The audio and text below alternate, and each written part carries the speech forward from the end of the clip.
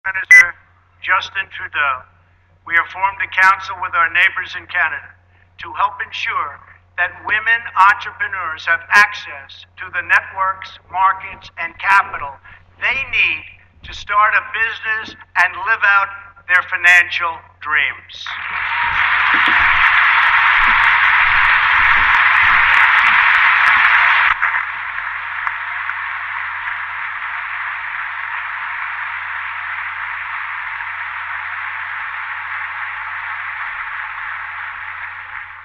To protect our citizens, I have directed the Department of Justice to form a task force on reducing violent crime. I have further ordered the Departments of Homeland Security and Justice, along with the Department of State and the Director of National Intelligence, to coordinate an aggressive strategy to dismantle the criminal cartels that have spread all across our nation.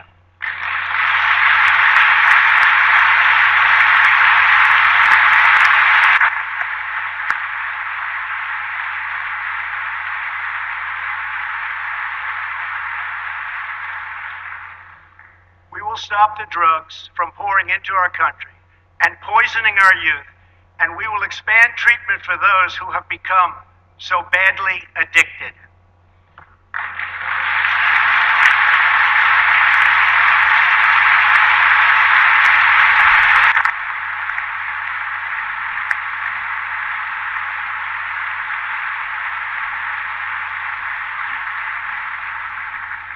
At the same time, my administration has answered the pleas of the American people for immigration enforcement and border security.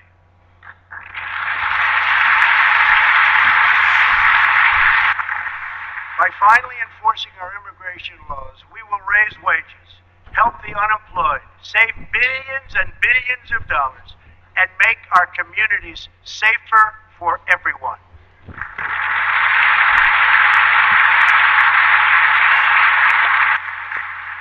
We want all Americans to succeed, but that can't happen in an environment of lawless chaos. We must restore integrity and the rule of law at our borders.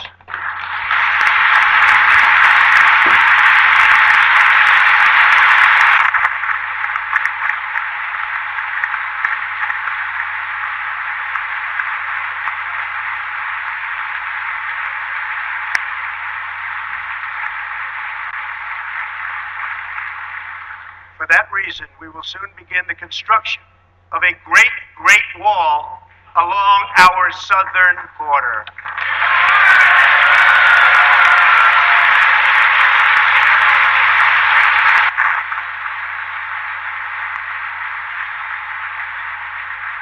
As we speak tonight, we are removing gang members, drug dealers, and criminals that threaten our communities and prey on our very innocent citizens.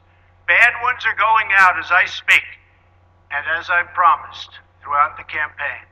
To any in Congress who do not believe we should enforce our laws, I would ask you this one question. What would you say to the American family that loses their jobs, their income, or their loved one because America refused to uphold its laws and defend its borders?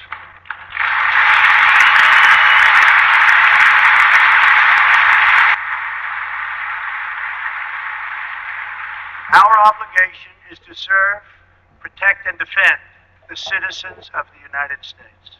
We are also taking strong measures to protect our nation from radical Islamic terrorism.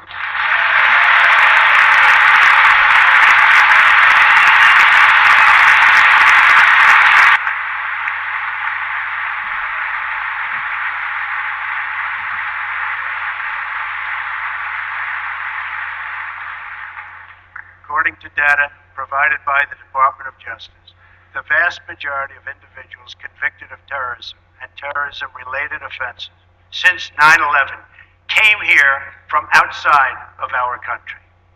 We have seen the attacks at home, from Boston to San Bernardino to the Pentagon, and yes, even the World Trade Center. We have seen the attacks in France, in Belgium, in Germany, and all over the world. It is not compassion but reckless to allow uncontrolled entry from places where proper vetting cannot occur.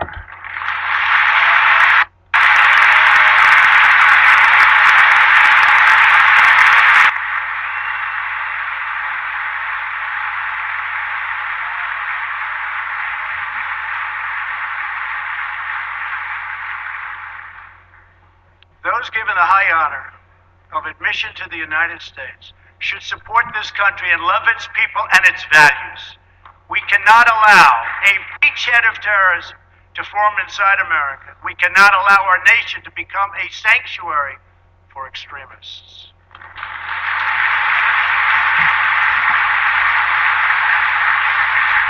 That is why my administration has been working on improved vetting procedures, and we will shortly take new steps to keep our nation safe and to keep those out who will do us harm.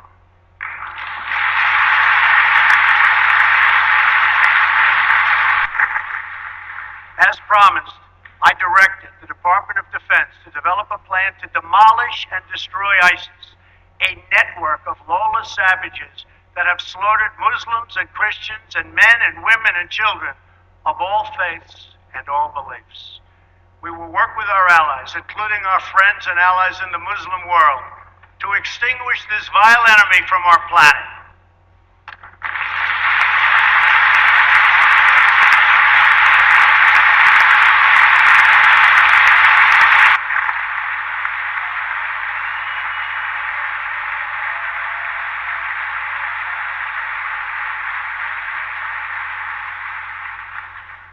I have also imposed new sanctions on entities and individuals who support Iran's ballistic missile program and reaffirmed our unbreakable alliance with the State of Israel.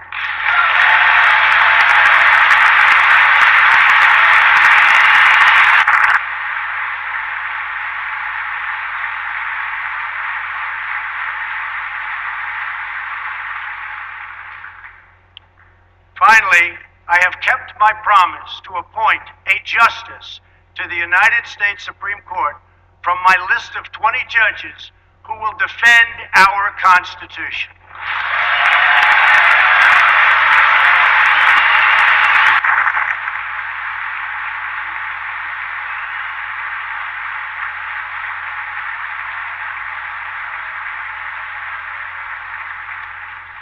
I am greatly honored to have Maureen Scalia with us in the gallery tonight.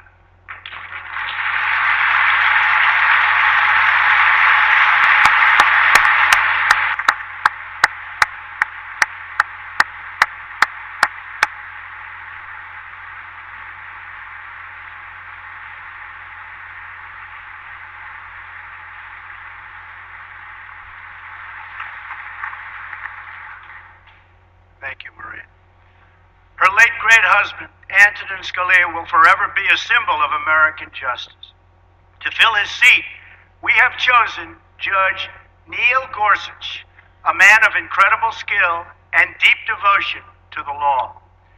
He was confirmed unanimously by the Court of Appeals, and I am asking the Senate to swiftly approve his nomination.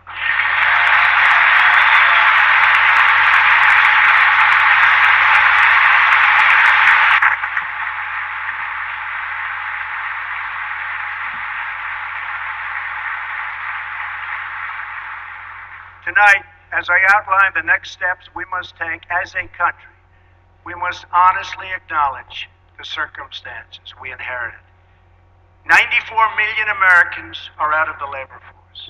Over 43 million people are now living in poverty, and over 43 million Americans are on food stamps.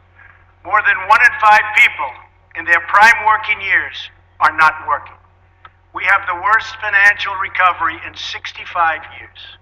In the last 8 years, the past administration has put on more new debt than nearly all of the other presidents combined.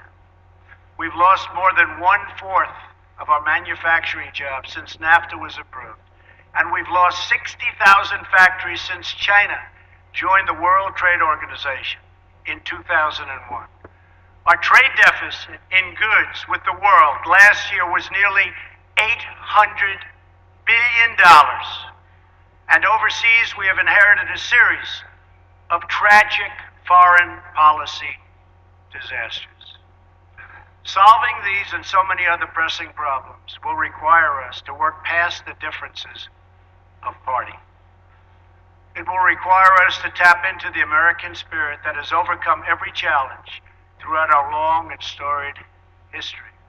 But to accomplish our goals at home and abroad, we must restart the engine of the American economy, making it easier for companies to do business in the United States, and much, much harder for companies to leave our country.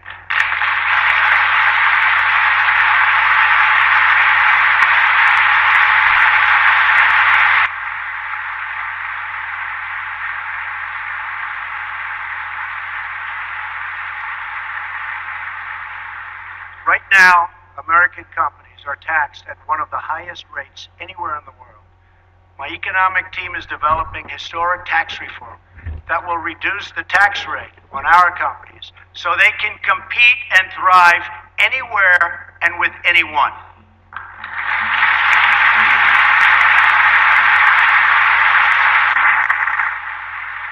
It will be a big, big cut. At the same time, we will provide massive tax relief for the middle class.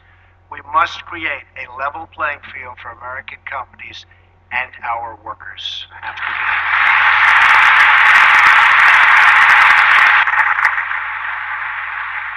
Currently, when we ship products out of America, many other countries make us pay very high tariffs and taxes. But when foreign companies ship their products into America, we charge them nothing or almost nothing. I just met with officials and workers from a great American company, Harley-Davidson. In fact, they proudly displayed 5 of their magnificent motorcycles made in the USA on the front lawn of the White House.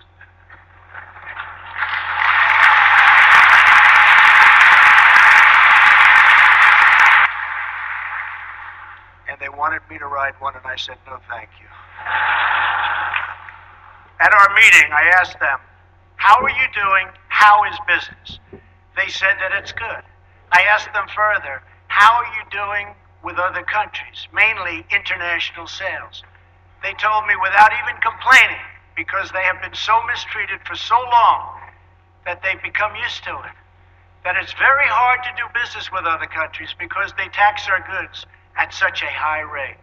They said that in the case of another country, they tax their motorcycles at 100%. They weren't even asking for a change, but I am. I believe.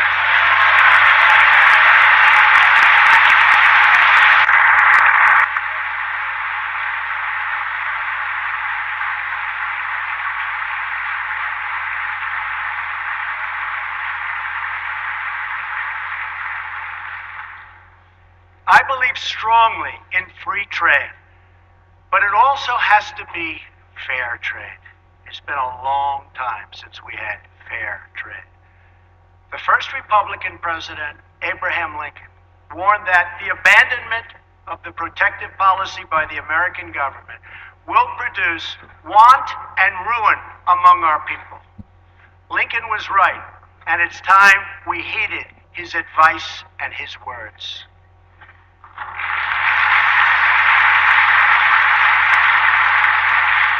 I am not going to let America and its great companies and workers be taken advantage of us any longer. They have taken advantage of our country no longer.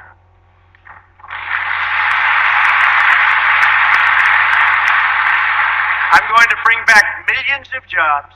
Protecting our workers also means reforming our system of legal immigration.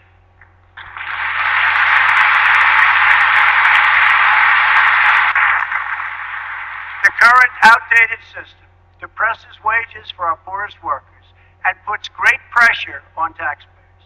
Nations around the world, like Canada, Australia, and many others, have a merit-based immigration system.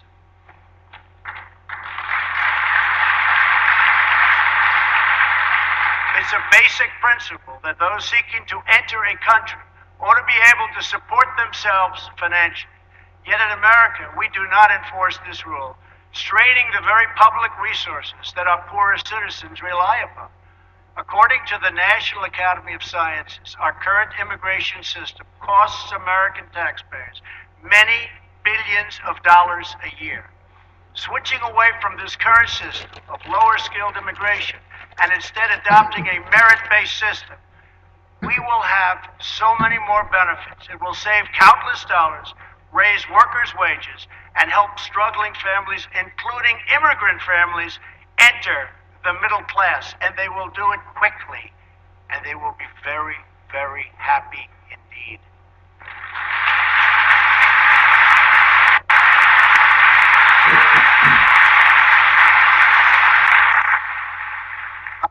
I believe that real and positive immigration reform is possible as long as we focus on the following goals: to improve jobs and wages for Americans, to strengthen our nation's security, and to restore respect for our laws. If we are guided by the well-being of American citizens, then I believe Republicans and Democrats can work together to achieve an outcome that has eluded our country for decades.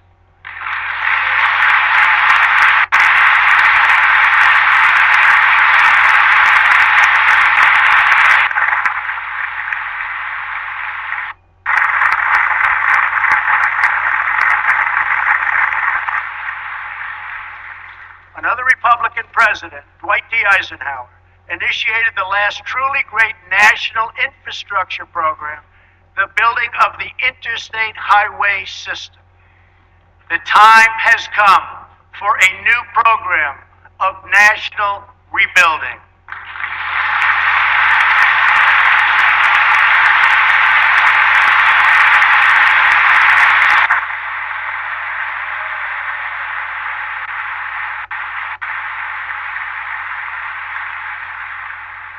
America has spent approximately $6 trillion in the Middle East, all the while our infrastructure at home is crumbling. With the $6 trillion, we could have rebuilt our country twice, and maybe even 3 times if we had people who had the ability to negotiate.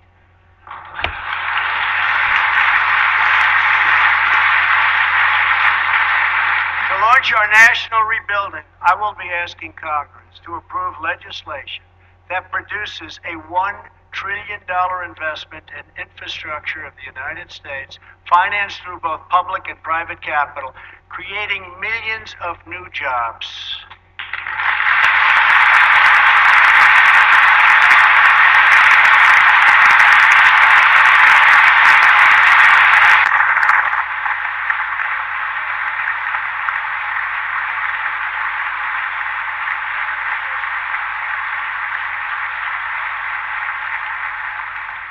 This effort will be guided by 2 core principles: Buy American and Hire American.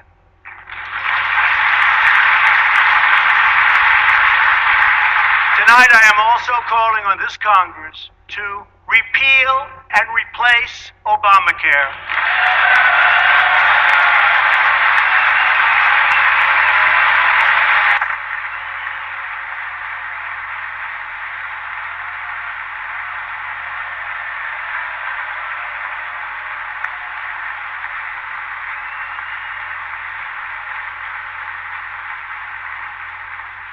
With reforms that expand choice, increase access, lower costs, and at the same time provide better health care.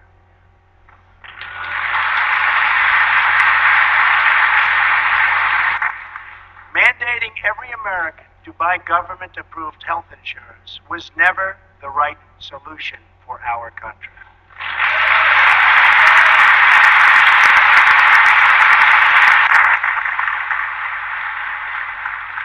The way to make health insurance available to everyone is to lower the cost of health insurance, and that is what we are going to do.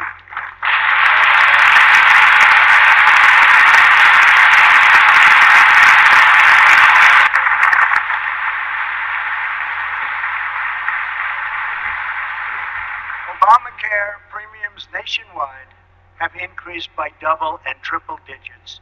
As an example, Arizona went up 116% last year alone. Governor Matt Bevin of Kentucky just said Obamacare is failing in his state, the state of Kentucky, and it's unsustainable and collapsing. 1/3 of the counties have only one insurer, and they're losing them fast. They are losing them so fast. They're leaving. And many Americans have no choice at all. There's no choice left. Remember, when you were told that you could keep your doctor and keep your plan, we now know that all of those promises have been totally broken. Obamacare is collapsing, and we must act decisively to protect all Americans.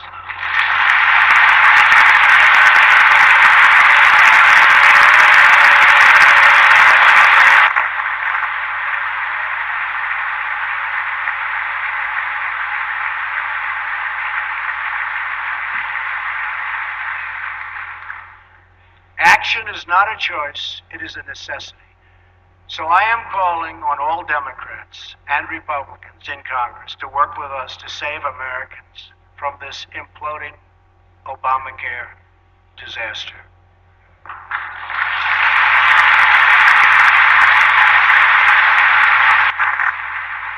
Here are the principles that should guide Congress as we move to create a better health care system for all Americans. First, we should ensure that Americans with pre-existing conditions have access to coverage and that we have a stable transition for Americans currently enrolled in the health care exchanges.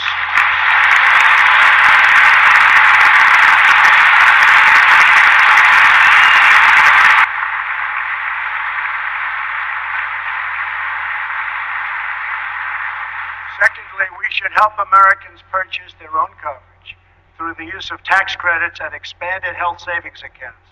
But it must be the plan they want, not the plan forced on them by our government.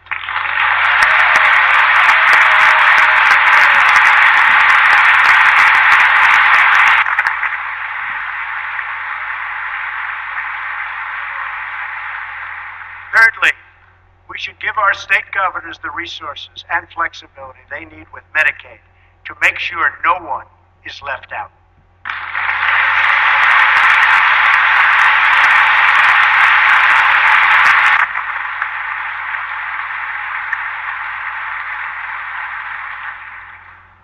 Fourth, we should implement legal reforms that protect patients and doctors from unnecessary costs that drive up the price of insurance and work to bring down the artificially high price of drugs and bring them down immediately.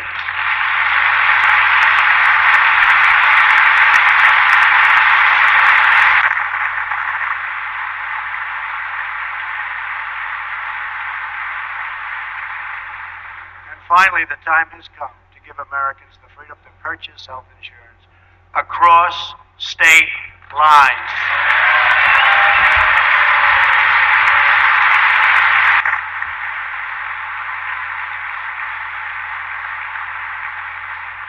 Which will create a truly competitive national marketplace that will bring costs way down and provide far better care. So important. Everything that is broken in our country can be fixed. Every problem can be solved. And every hurting family can find healing and hope. Our citizens deserve this, and so much more. So why not join forces and finally get the job done and get it done right?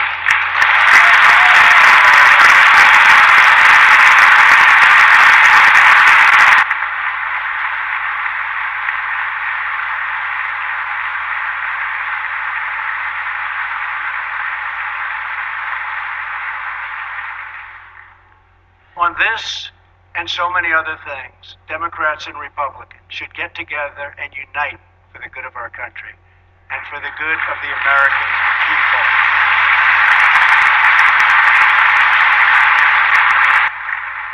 My administration wants to work with members of both parties to make child care accessible and affordable to help ensure new parents that they have paid family leave.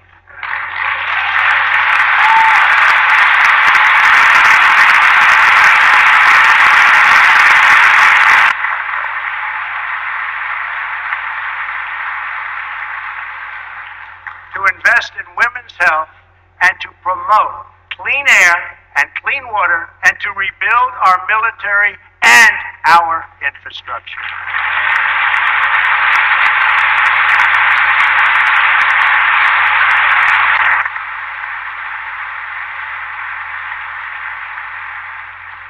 True love for our people requires us to find common ground, to advance the common good, and to cooperate on behalf of every American child who deserves a much brighter future.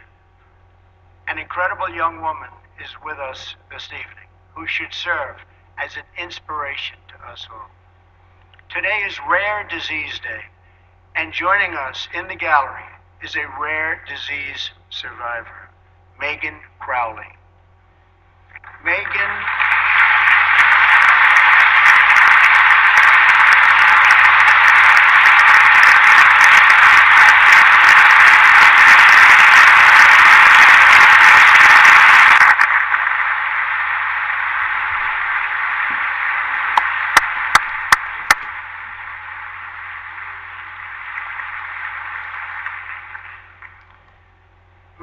was diagnosed with Pompe disease, a rare and serious illness, when she was 15 months old. She was not expected to live past 5. On receiving this news, Megan's dad, John, fought with everything he had to save the life of his precious child. He founded a company to look for a cure and helped develop the drug that saved Megan's life. Today she is 20 years old and a sophomore at Notre Dame.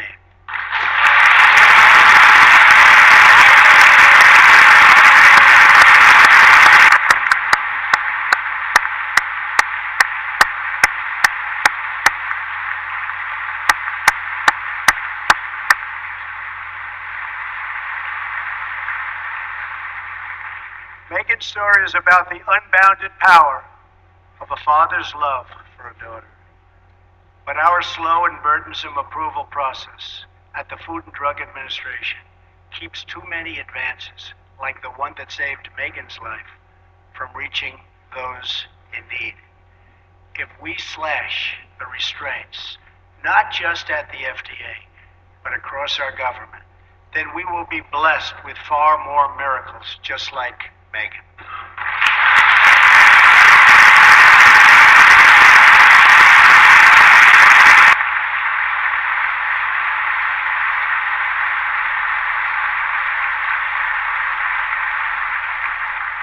In fact, our children will grow up in a nation of miracles. But to achieve this future, we must enrich the mind and the souls of every American child. Education is the civil rights issue of our time.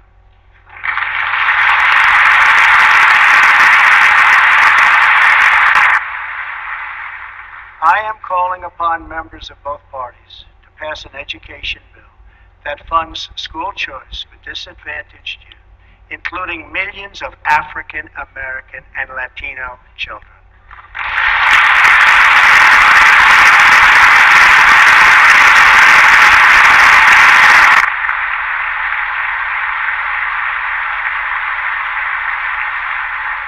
These families should be free to choose the public, private, charter, magnet, religious, or homeschool that is right for them.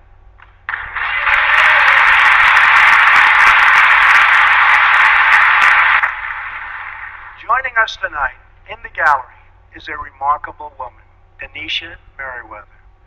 As a young girl, Denisha struggled in school and failed 3rd grade twice. But then she was able to enroll in a private center for learning, Great Learning Center, with the help of a tax credit and a scholarship program. Today, she is the first in her family to graduate not just from high school, but from college. Later this year, she will get her master's degree in social work. We want all children to be able to break the cycle of poverty, just like Denisha.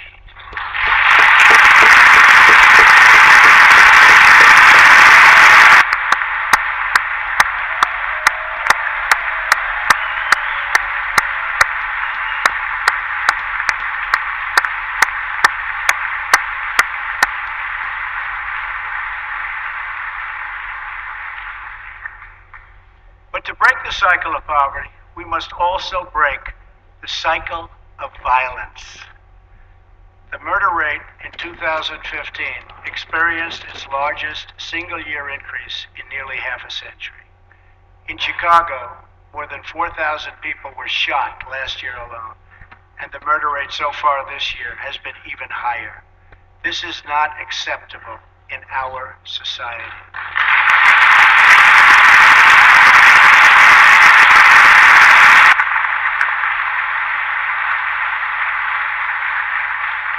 Every American child should be able to grow up in a safe community, to attend a great school, and to have access to a high-paying job.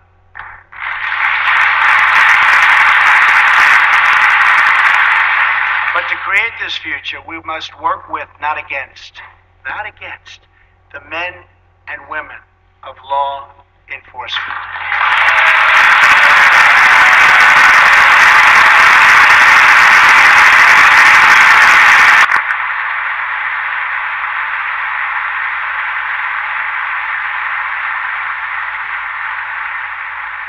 We must build bridges of cooperation and trust, not drive the wedge of disunity, and really it's what it is, division. It's pure, unadulterated division. We have to unify. Police and sheriffs are members of our community. They're friends and neighbors. They're mothers and fathers, sons and daughters, and they leave behind loved ones every day who worry about whether or not they'll come home safe and sound. We must support the incredible men and women of law enforcement.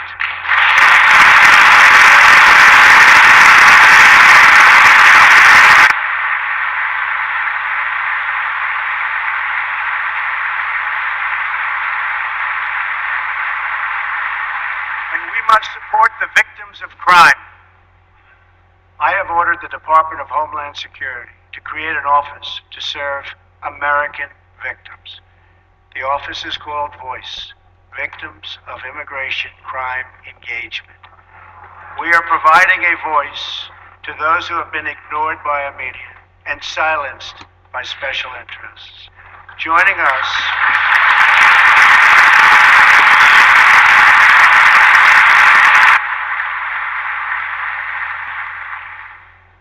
us in the audience tonight are four very brave Americans whose government failed them.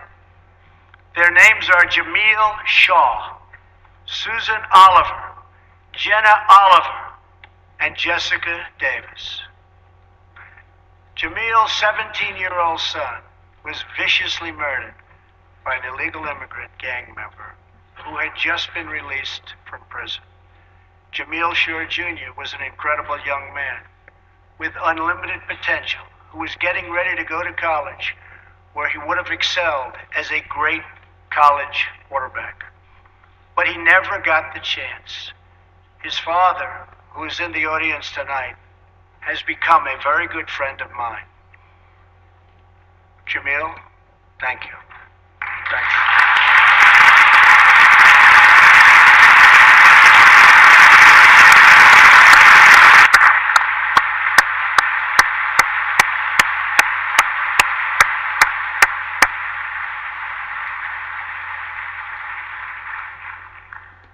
Also with us are Susan Oliver and Jessica Davis. Their husbands, Deputy Sheriff Danny Oliver and Detective Michael Davis, were slain in the line of duty in California. They were pillars of their community. These brave men were viciously gunned down by an illegal immigrant with a criminal record, and 2 prior deportations should have never been in our country. Sitting with Susan is her daughter, Jenna. Jenna, I want you to know that your father was a hero and that tonight you have the love of an entire country supporting you and praying for you.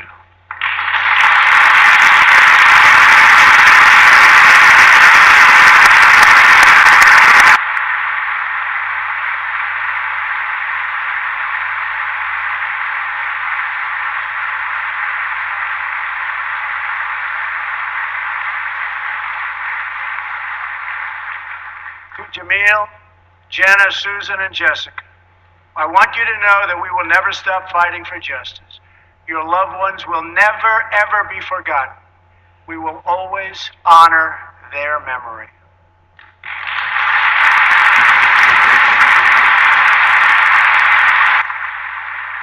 Finally, to keep America safe, we must provide the men and women of the United States military with the tools they need to prevent war.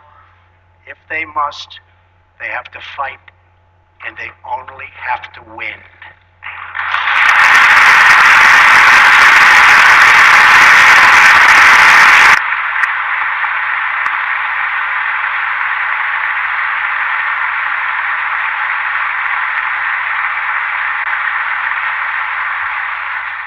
I am sending Congress a budget that rebuilds the military, eliminates the defense sequester,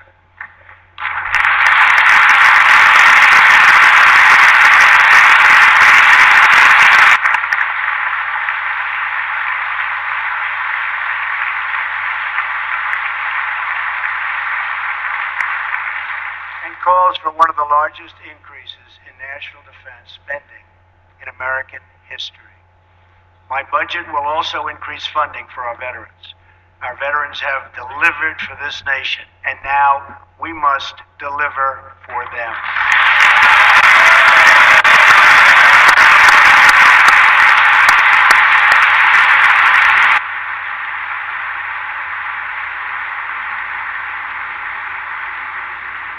The challenges we face as a nation are great, but our people are even greater.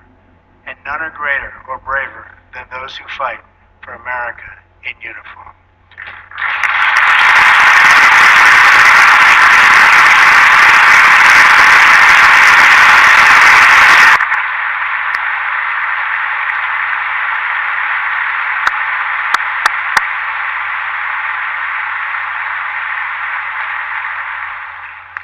We are blessed to be joined tonight by Corinne Owens, the widow of U.S. Navy Special Operator, Senior Chief William Ryan Owens. Ryan died as he lived, a warrior and a hero, battling against terrorism and securing our nation.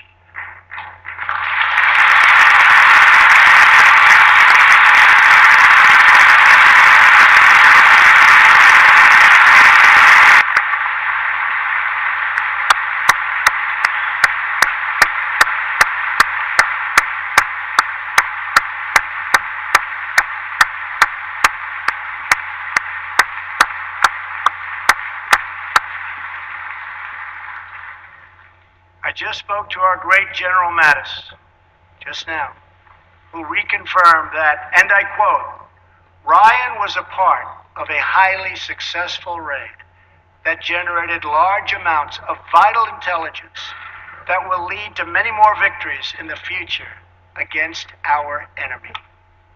Ryan's legacy is etched into eternity. Thank you.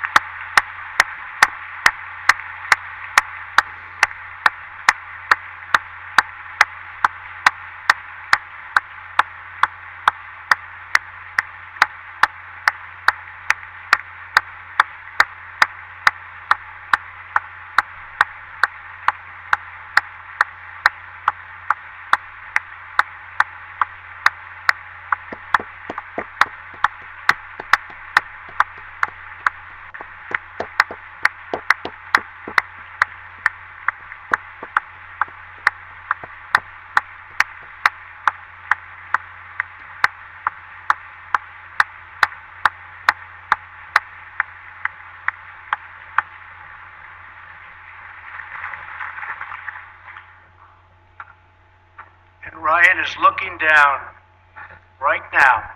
You know that. And he's very happy because I think he just broke a record.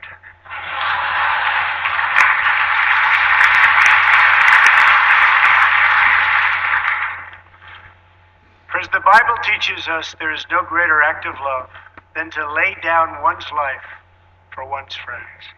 Ryan laid down his life for his friends, for his country, and for our freedom, and we will never forget Ryan.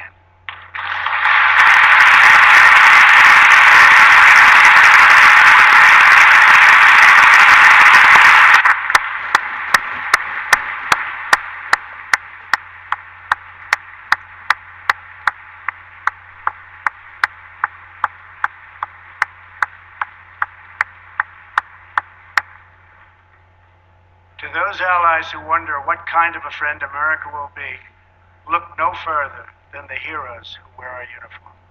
Our foreign policy calls for direct, robust, and meaningful engagement with the world. It is American leadership based on vital security interests that we share with our allies all across the globe. We strongly support NATO, an alliance forged through the bonds of 2 world wars that dethroned fascism and the Cold War and defeated communism.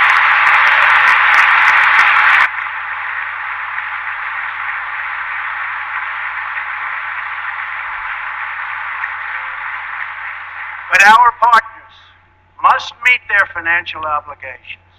And now, based on our very strong and frank discussions, they are beginning to do just that. In fact, I can tell you the money is pouring in. Very nice. Good.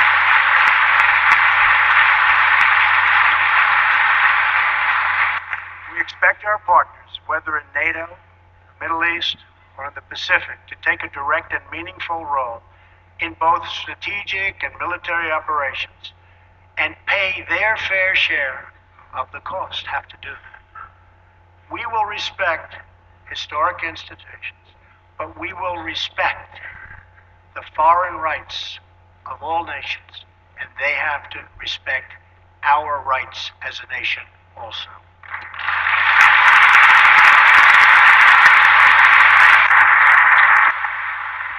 Free nations are the best vehicle for expressing the will of the people, and America respects the right of all nations to chart their own path. My job is not to represent the world. My job is to represent the United States of America.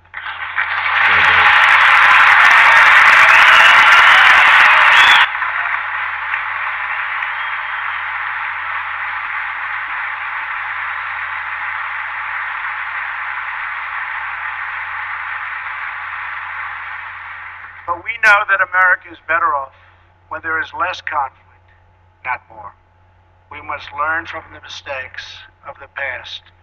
We have seen the war and the destruction that have ravaged and raged throughout the world, all across the world. The only long-term solution for these humanitarian disasters, in many cases, is to create the conditions where displaced persons can safely return home and begin the long, long process of rebuilding.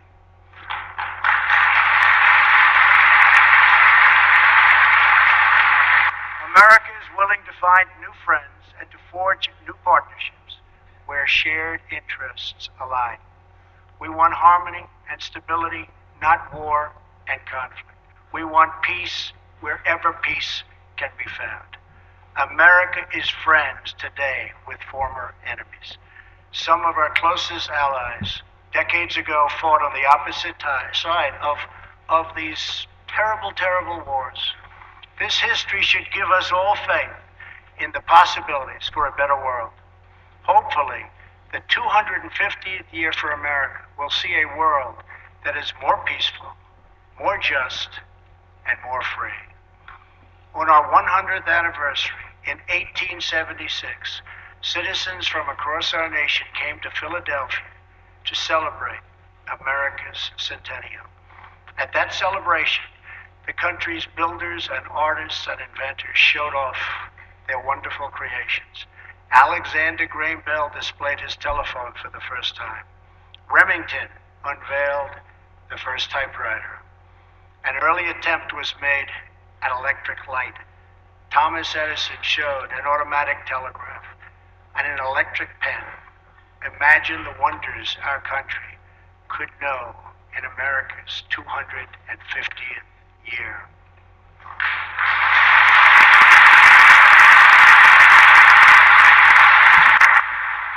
Think of the marvels we can achieve if we simply set free the dreams of our people. Cures to the illnesses that have always plagued us are not too much to hope. American footprints on distant worlds are not too big a dream.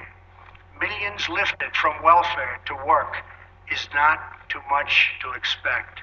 And streets where mothers are safe from fear, schools where children learn in peace, and jobs where Americans prosper and grow are not too much to ask.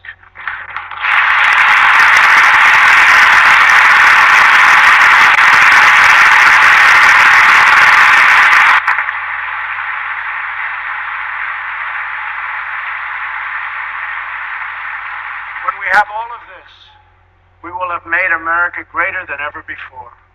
For all Americans, this is our vision. This is our mission. But we can only get there together. We are one people with one destiny. We all bleed the same blood. We all salute the same great American flag. And we all are made by the same God.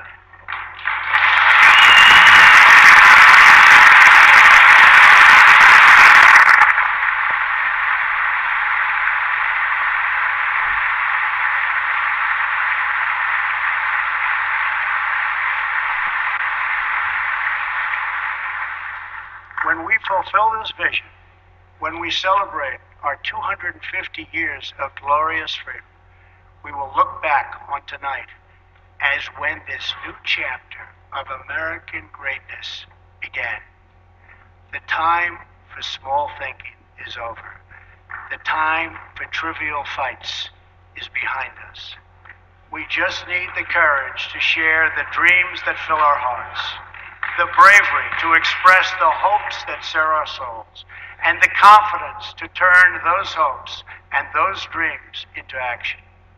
From now on, America will be empowered by our aspirations, not burdened by our fears, inspired by the future, not bound by failures of the past, and guided by a vision, not blinded by our doubts. I am asking all citizens to embrace this renewal of the American spirit. I am asking all members of Congress to join me in dreaming big and bold and daring things for our country. I am asking everyone watching tonight to seize this moment, believe in yourselves, believe in your future, and believe once more in America. Thank you, God bless you, and God bless the United States.